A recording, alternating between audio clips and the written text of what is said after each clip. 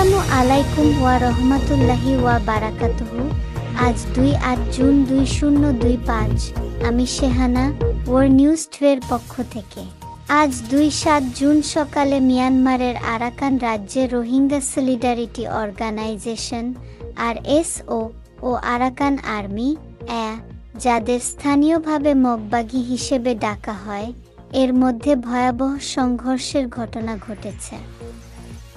সংঘর্ষের সময় RSO এর পক্ষ থেকে প্রতিরোধ গড়ে তুলে ৬ জন মগ বাহিনীর সদস্যকে জাহান্নামে পাঠানো হয়েছে বলে জানানো হয়েছে।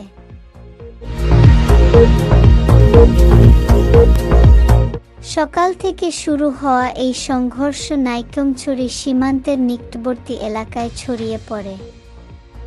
গোলাগুলির শব্দ স্পষ্ট শোনা যায় বাংলাদেশের বাইশফাড়ি এলাকাতেও।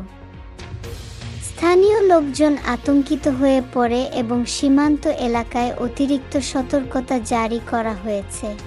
RSO এর দাবি, বারবার সাধারণ রোহিঙ্গাদের উপর হামলা চালিয়ে আসছে এবং আত্মরক্ষার অংশ হিসেবেই তারা এই আক্রমণ প্রতিহত করেছে।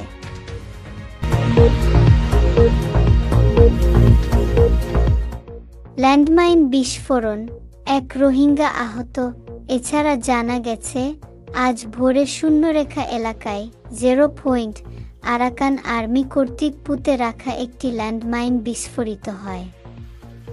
এই বিস্ফোরণে একজন রোহিঙ্গা শ্রমিক গুরুতর আহত হন।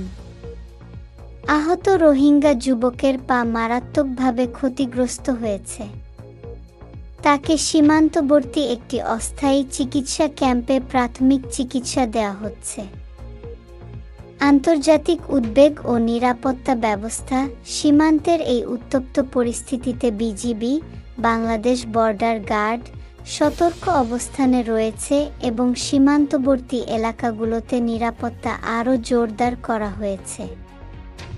মানবাধিকার সংস্থাগুলো এই সহিংসতা বন্ধে অবিলম্বে কার্যকর পদক্ষেপ নেওয়ার আহ্বান জানিয়েছে।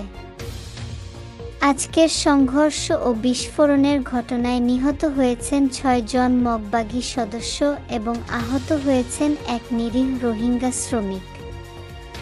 পরিস্থিতি এখনো শান্ত হয়নি। এই সহিংসতার প্রভাব শুধু সীমান্তেই নয়, সাধারণ মানুষের জীবনেও গভীর ছাপ ফেলছে। পরবর্তী আপডেট পেতে আমাদের সঙ্গে থাকুন। আমি শেহানা, ওয়ার্ল্ড নিউজ 2 এর পক্ষ থেকে এই প্রতিবেদন উপস্থাপন করলাম।